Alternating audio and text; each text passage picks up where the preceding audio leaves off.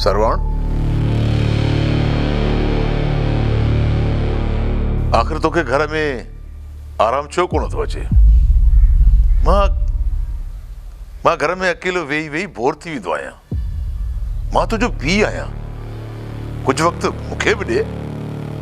बाबा साईं तूं ताईं वांदो, मूंखे त हज़ारे कम आहिनि। बनी ॿारो आहे, हारी नारी आहिनि, राज भाग आहे, दुनियादारीअ में उथणो वेहणो थो पवे। पुट, मां तुंहिंजो पीउ आहियां, मां तुंहिंजी विक विक खे सुञाणा थो। मूंखे ख़बर आहे त तूं फार्म हाउस ते सॼी सॼी राति छा कंदो आहीं। जेकॾहिं ख़बर अथई त पोइ रोकी छो थो? सुधरी वञ छोकिरा, सुधरी वञ। जेकॾहिं तुंहिंजा इहे प्रकार रहिया न त अदो शहबाज़ खान आईना जो संग त छा, पर तोखे उनजो वार बि कोन ॾींदो। मूं हिन हाथीअ जा ॾंद ॾिसी छॾिया आहिनि। मूंखे यकीन थियो आहे त सरदार शहबाज़ खान मूंखे आईना जो संग न ॾींदो। इन करे मूं पंहिंजो मंसूबो बदिलाए छॾियो आहे। ख़बरदार जो अहिड़ी का ग़लति सलत हरकत कई अथई। किथे सॼे जी लालच में अधु बि विञाए न वेहीं।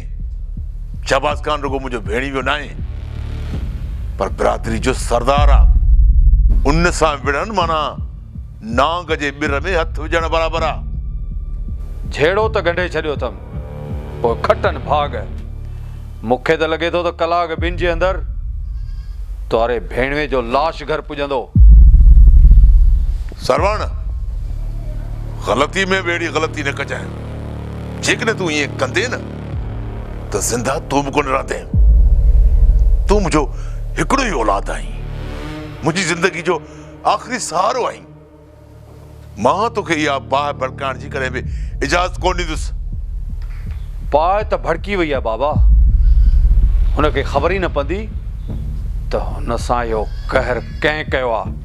बाबा, भेणवे जे मौत जो ग़म न मला, हक़ जे जीत जो जशन मला।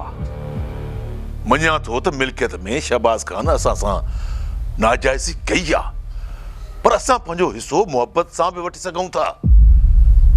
थोरो सोच, शहबाज़ खान जी हिकिड़ी ई धीउ आहे। जेकॾहिं तुंहिंजी हुन सां शादी थी वई न, सम्झ त सॼो शहबाज़ खान तुंहिंजे नाम थी वियो। ईअं जे थिए हा त दुश्मनीअ जी बाहि छो भड़कायां हा बाबा?